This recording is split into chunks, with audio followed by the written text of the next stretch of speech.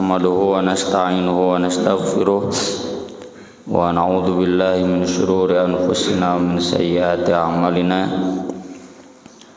Man yahdihillahu fala mudhillalah wa man yudlil fala hadiyalah. Asyhadu an la ilaha illallah wa asyhadu anna Muhammadar Rasulullah sallallahu wasallam alaihi wa ala alihi wa sahbihi wa man tabi'ahum bi ihsan, amma ba'd. Hadis-hadis yang akan kita bahas ini tentang tidak boleh ada gambar dan patung yang dipajang di rumah, termasuk tidak boleh memelihara anjing di rumah. Dan ini pernah kita tulis di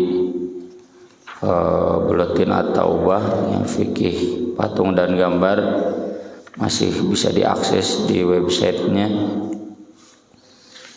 Meskipun ini hadisnya panjang sampai 4 halaman setengah, intinya saling mengisi. Yang pertama ini hadis dari Maimunah yang isinya ada di halaman 790, bahwasanya Rasulullah SAW di suatu pagi beliau terlihat gelisah. Kata Maimunah, "Wahai Rasul, kenapa aku merasa aneh dengan tindak tandukmu dari sejak tadi pagi?" Lalu Rasul SAW menjawab, "Jibril sudah berjanji kepadaku akan menemuiku malam tadi, tapi kok nggak ada. Demi Allah, Jibril tidak mungkin menyalahi janji. Masa ada malaikat menyalahi janji?" Kemudian pada hari itu teruslah Rasulullah merasa gelisah. Cuma kemudian tiba-tiba terlintas dalam hatinya, tercium olehnya, atau ia terlintas, ia melihat anak anjing di bawah tempat tidur. Lalu kata Nabi, "Oh, tidak mustahil nih karena ada anak anjing di rumah." Maka Nabi memerintahkan untuk dikeluarkan. Kemudian Nabi mengambil air dan disiramkan ke tempat bekas anjing itu. Ini sudah dibahas dulu terkait najisnya anjing. Kenapa harus disiram? Karena najis, kotor anjing itu. Nah, sore harinya baru Jibril menemui Nabi. Lalu kemudian Nabi bertanya kepada Jibril, "Qad kunta wa'adtani an talqani al-barihah." Anda kan sudah janji kepadaku akan menemuiku malam tadi. Kata Jibril, "Ajal, iya.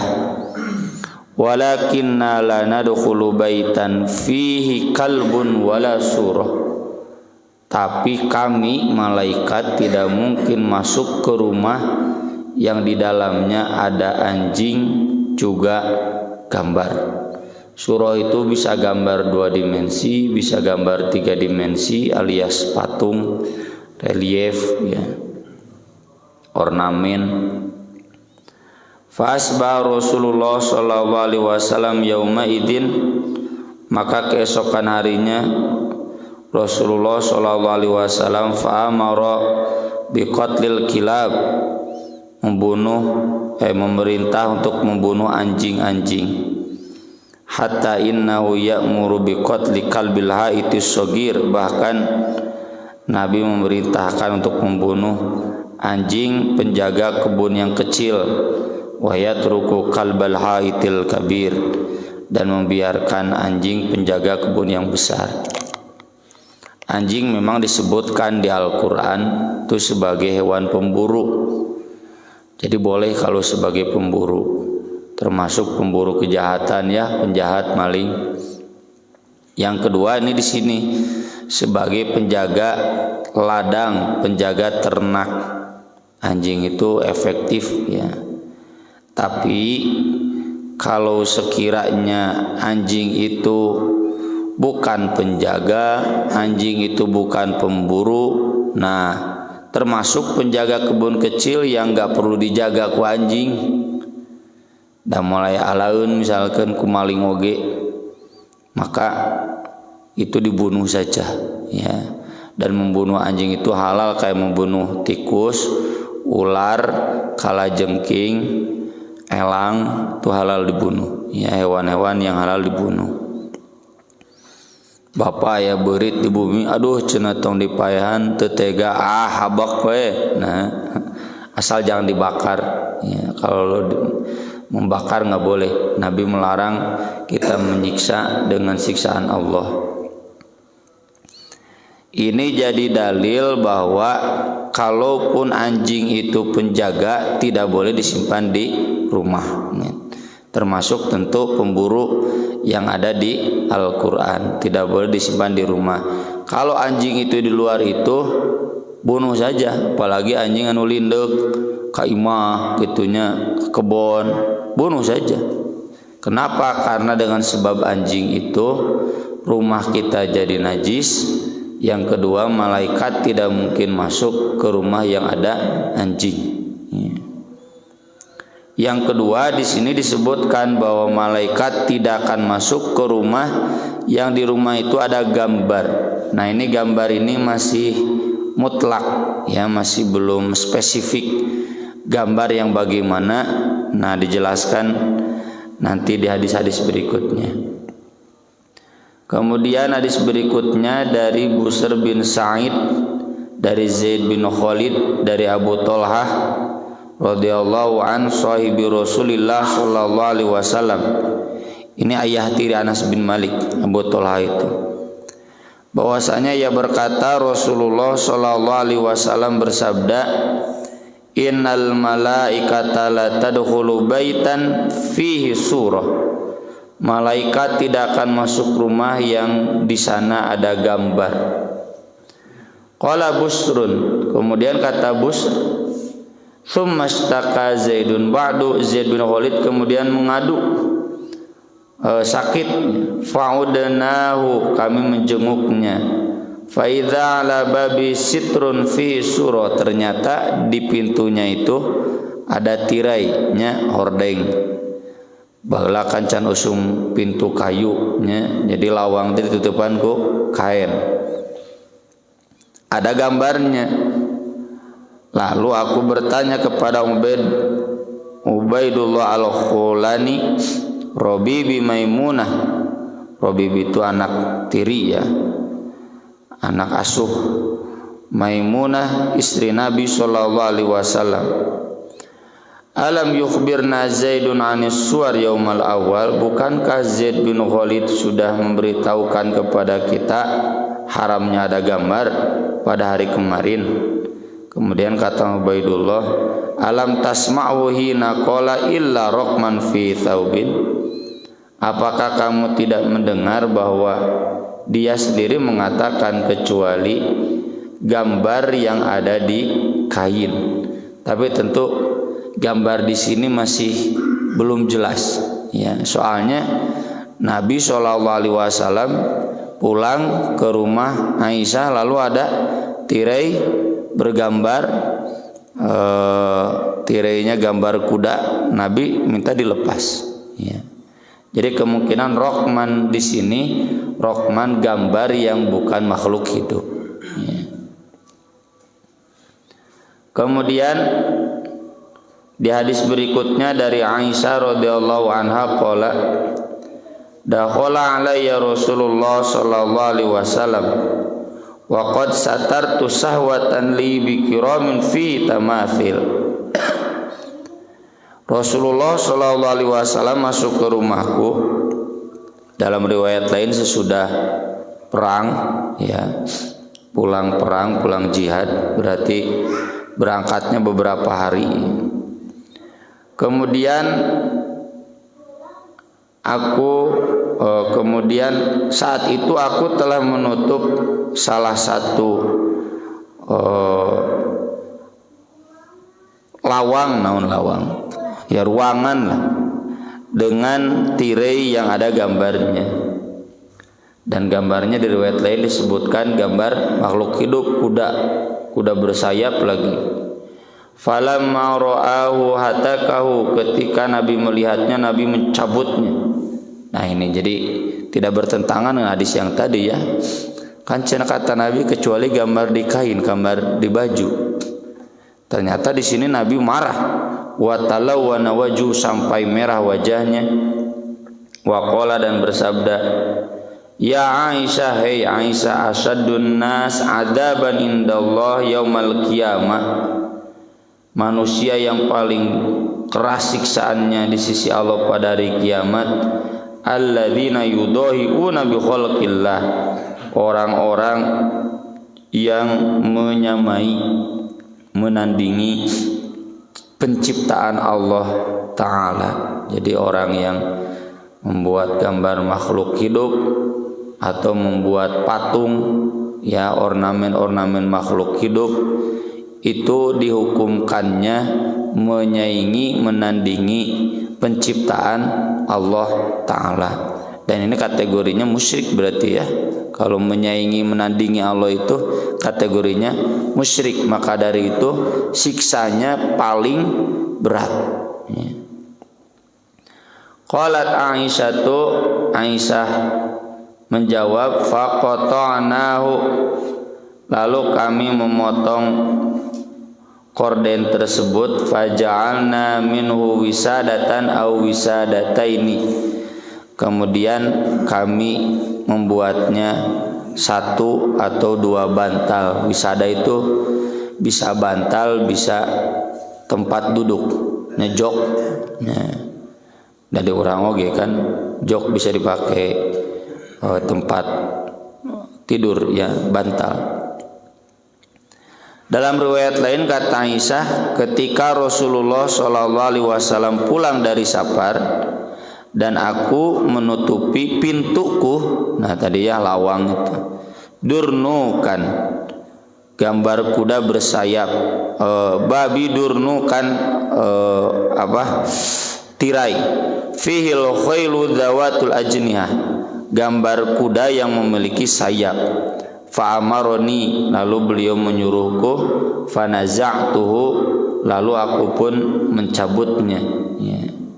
Nah ini jadi dalil bahwa tadi pengecualian kecuali gambar yang ada di kain atau di baju, maksudnya bukan gambar makhluk hidup, karena kalau itu yang terjadi berarti sudah menyaingi penciptaan Allah Ta'ala, dan itu yang disebutkan besar siksanya itu karena sudah menyaingi, menandingi perbuatan Allah dalam hal menciptakan.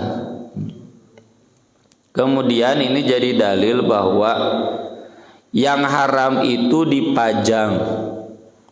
Kalau diduduki, ditiduri, diinjak, itu nggak apa-apa. Buktinya ketika dipajang Rasul marah, lalu kemudian oleh Aisyah diganti menjadi bantal, menjadi tempat duduk, Rasul tidak marah ya. Jadikan kekeset, jadikan hamparan, tuh Rasul tidak marah, berarti yang haram itu dipajang. Sekarang kan gambar makhluk hidup itu jadi hiasannya, jadi hiasan, jadi ornamen, itu nggak boleh. Harus gambar yang bukan makhluk hidup. Kemudian berikutnya, numruqah fiha tasawir wa tikhadiyam marafiq, kain ya, yang masih tentang ada gambarnya. An Aisyah radhiyallahu anha annahu ishtarat numruqatan fiha tasawir. Dari Aisyah bahwasanya dia membeli kain yang ada gambarnya.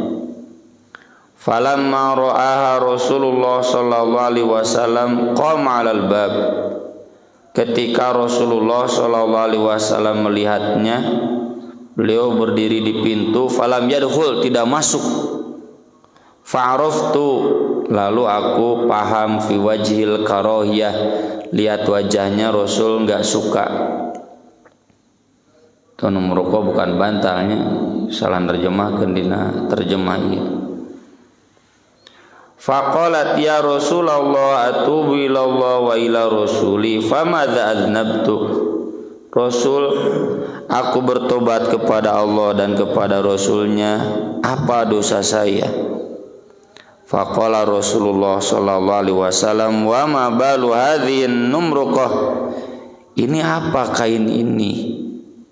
Kok ada dipajang di sini di pintu lagi? Ya. Faqultu ishtaraitu alaka taqudu 'alaiha wa tawassadwa.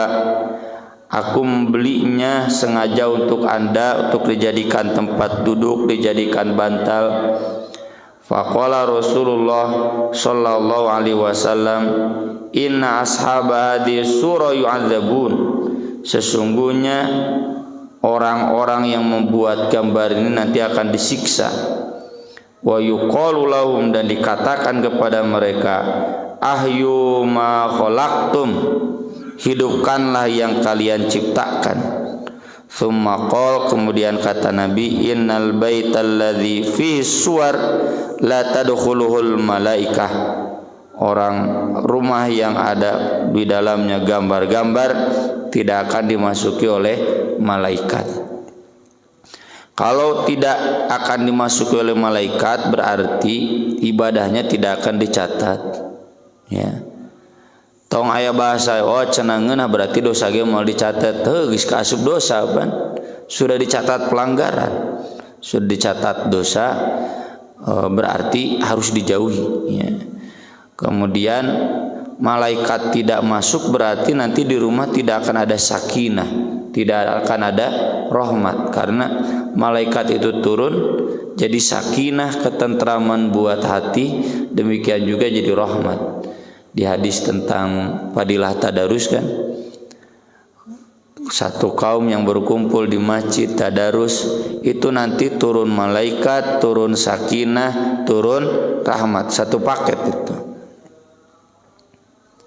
Dalam riwayat lain kata Isa, fa'akhadtu faja'altu mirfaqataini, lalu aku menjadikannya sandaran ini, ya, mirfaq itu lengan. Fakana yartafiqu bihi ma fil bait, maka Nabi bersandar dengan kedua bantal yang ditutupi kain tersebut fil baiti, di rumah, ya. Jadi hadis ini menggambarkan umumnya dulu. Nabi mengajarkan umumnya dulu nggak boleh ada, nggak boleh dipajang gambar-gambar makhluk hidup itu. Nah, ketika dibikin sesuatu yang diinjak, yang diduduki, ya, yang ditiduri, maka Nabi SAW tidak melarangnya. Jadi fikihnya tidak boleh diistimewakan, dijadikan perhiasan, dipajang. Kalau tidak diistimewakan, tidak dijadikan hiasan, tidak dipajang, maka itu boleh. Kemudian siksa bagi para pembuat gambar, para pembuat patung pada hari kiamat. Kata Sa'id bin Abil Hasan, ia berkata, ja'a rajulun ila Ibnu Abbas, ada seseorang datang kepada Ibnu Abbas. Faqala, lalu berkata, inni rajulun usawwiru hadhihi suwar faftini fiha. Aku profesinya pelukis atau pemahat patung, berilah fatwa kepadaku, atau cenaku harus jadi apa kalau nggak boleh menggambar. Faqala lahu, lalu kata Ibnu Abbas, udnu minni, sini. Fadana minhu, lalu dia pun mendekat. Tsumma qala udnu minni, sini, dekat lagi. fadana hatta wada'a yadahu ala ra'sih, sampai Ibnu Abbas meletakkan tangannya di atas kepalanya. Tentu karena Ibnu Abbas ulama seniornya. Ini yang nanya junior. Unabbiuka bima sami'tu min Rasulillah sallallahu alaihi wasallam. Aku akan beritahu kamu apa yang aku dengar dari Rasulullah sallallahu alaihi wasallam. Sami'tu Rasulullah sallallahu alaihi wasallam yaqul kullu musawwirin finnar, semua penggambar, semua pelukis, semua pemahat akan masuk neraka. Yuj'alu lahu bi kulli suratin sawwa, kalau dia menggambar singa, tah singana ge dihirupkeun. Kalau dia menggambar manusia, manusianya nanti dihidupkan. Ya. Ya macam ngagambar karton, pan karton oge makhluk hidup dihidupkan. Fatu'adzibu fi jahannam, lalu gambar-gambar yang sudah jadi makhluk hidup itu menyiksa dia di neraka jahanam. Wa qala, dan ia berkata, in kunta la buddu fasna'ish syajara wa ma la nafsalahu, gambar saja, buat saja pahatan pohon dan yang tidak ada ruhnya, tidak ada kehidupannya.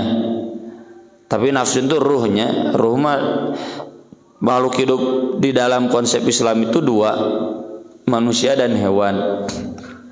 Beda jeung dina IPA-nya jeung tumbuhan. Jadi maksud hewan, makhluk hayawan, makhluk hidup itu yang ada ruhnya, dari tangkal mau ruhna nya mentak teu kudu dipencit. Nah, tapi kalau hewan ada. Jadi silakan gambar pohon atau yang tidak ada nyawanya, yang tidak ada ruhnya. Ya seperti kita dululah mun pelajaran menggambarkan, pasti ngagambar teh gunungnya, sawah, jalan, mobil, nggak ada makhluk hidup tuh. Itu berarti kolot-kolot orang teh geus ngajarkeun Islami ngagambar. Lain teh kreatif ya. Atau gambar rumah ya, gambar bangunan gitu. Nggak usah dengan makhluk hidupnya, kecuali ya diblurkan ya, tidak utuh ya, nggak jadi soal. Nah ini menggambarkan berarti ada pengecualian, dan ini nanti dikuatkan di hadis berikutnya dari Abu Zur'ah. Dakhaltu ma'a Abi Hurairah fi dari Marwan, aku pernah masuk ke rumah Marwan bersama Abu Hurairah. Ini Marwan itu di zaman Muawiyah gubernur ya di Madinah, lalu nanti jadi khalifah di Syam. Ternyata Abu Hurairah melihat di rumahnya, di istananya ada banyak gambar. Lalu Abu Hurairah berkata, aku mendengar Rasulullah sallallahu alaihi wasallam bersabda, Allah Azza wa Jalla berfirman, wa man adlamu, siapa lagi yang paling dolim, mimman dhahaba yakhluqu khalqan ka khalqi, daripada orang yang dia menciptakan sesuatu seperti penciptaanku, ngagambar atau membuat patung. Falyakhluqu dzarrah, silakan dia ciptakan biji. Awil yakhluqu habbatan, atau silakan dia ciptakan sama habba itu biji, kalau dzarrah biji yang sangat kecil. Auliyahluku syairah, atau silakan dia ciptakan biji syair. Syair itu gandum ya, kayak beras. Habatan biji-bijian kayak kacang-kacangan. Nah di sini ya Imam An-Nawawi, sebagaimana sudah kita tulis di website At-Taubah, saya kutip dari kitab Syarah An-Nawawi, mengatakan wa hadhil ahadits shariha fi tahrim taswiril hayawan. Hadis-hadis ini semuanya tegas mengharamkan menggambar makhluk hidup. Wa annahu ghalidut tahrim, bahkan tahrimnya tahrim yang keras. karena disebutkan dosa yang paling besar, paling dolim, siksa yang paling keras, berat. Wa amma syajar wa nahwu mimma la ruha fi fala tahrumu sun'atu. Adapun pohon dan yang tidak ada nyawanya, jadi selain manusia dan hewan, maka tidak haram. Walat takassubu bihi, bahkan dijadikan bisnis, ya, pekerjaannya melukis. Kan tadi juga yang curhat itu, saya pekerjaannya melukis, menggambar.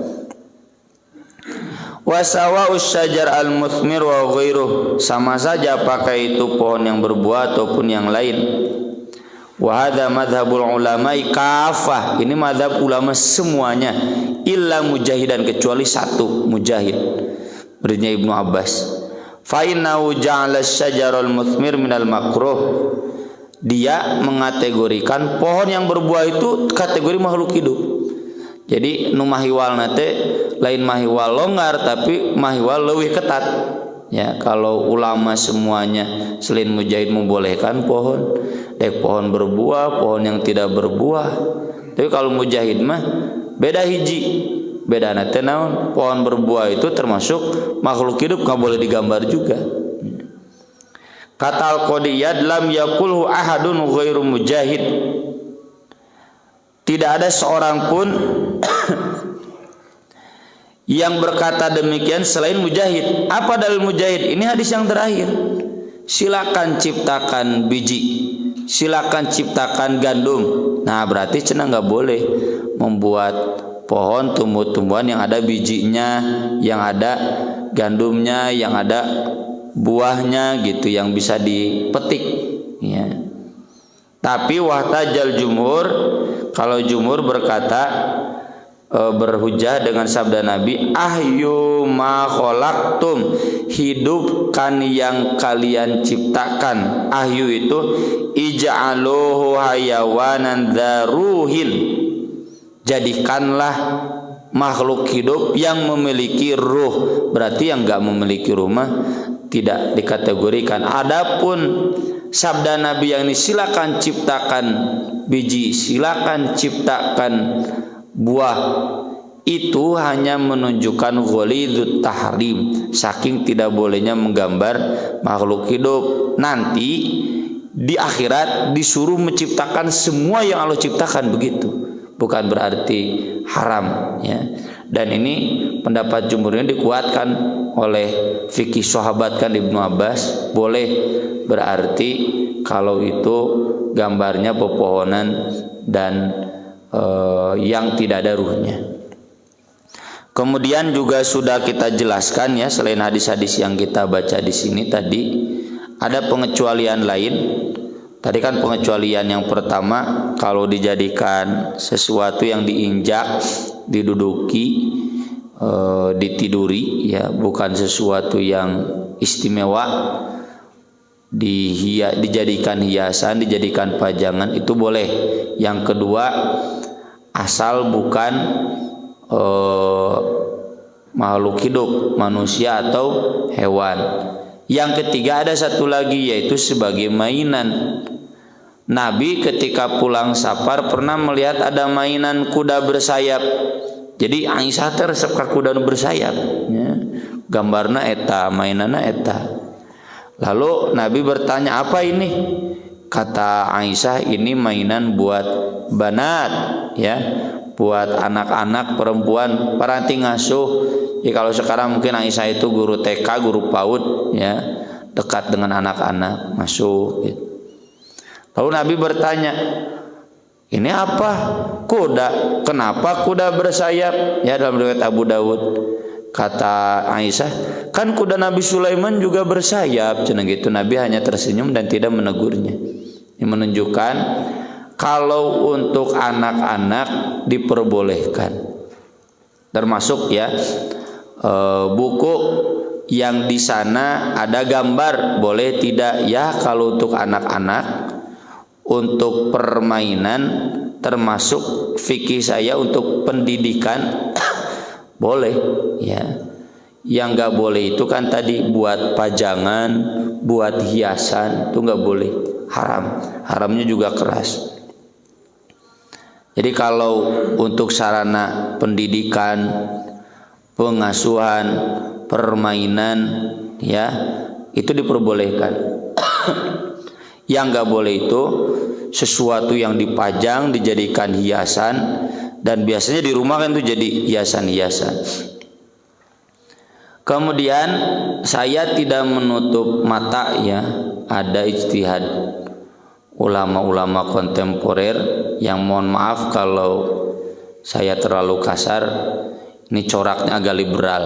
Ya, liberal itu tidak merujuk hadis, tidak merujuk ulama hadis. Kan kalau merujuk hadis dan ulama hadis tadi kan sudah saya jelaskan, nggak ada satu ulama pun yang menolak. Kalaupun ada yang berbeda, bukan berbeda karena lebih longgar, tapi lebih ketat, ya.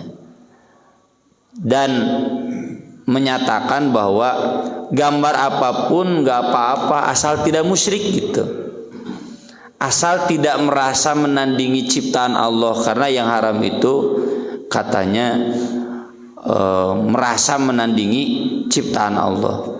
Asal nggak ada perasaan musyrik itu nggak boleh. Nah ini ya mohon maaf ya, saya pribadi tidak sependapat. Jadi jangan diambil yang begitu-begitunya. Kalau begitu nanti nggak perlu sholat, ya asal menjauhi fahsya dan munkar. Nggak perlu saum asal takwa gitu. Kan intinya ada larangan, intinya ada perintah untuk menjauhi sesuatu yang kemudian salah satu sebabnya itu, jangan kemudian sebab itu dijadikan satu-satunya sebab. Jika memang seperti itu pasti para ulama menjelaskan demikian. Faktanya nggak ada. Tetap saja fokusnya ke teks hadisnya. Nabi melarang, ya. Nggak boleh ada, ya. Termasuk mungkin kalau hari ini bukan dipajang di rumah saja, dipajang di WhatsApp, ya, di Facebook, di IG, kan pajangan hiasan, ya itu termasuk yang dilarang. Makanya pernah kita bahas juga kan di website At-Taubah, sudah kita tulis di IG, profil WhatsApp, medsos, gambar, ya. Bahkan kami di pesantren sampai mengeluarkan instruksi khusus, meski tidak lewat surat khusus, ya, di WhatsApp, di grup-grup, ganti nggak boleh ada gambar makhluk hidup di stiker WhatsApp-nya, di profil WhatsApp-nya dan lain sebagainya, status dan sebagainya. Karena itu termasuk sesuatu yang haram. Ganti saja sama yang lain, kaligrafi ke, ya, hiasan alam ke dan sebagainya. Nah, ada juga kemudian yang berikutnya yang menggambar tapi tidak utuh, ya, ininya diblurkan gitu. Kemudian ieu sapotong. Ijtihadnya yaitu kan bukan makhluk hidup, itu hanya sedikit gitu, ya.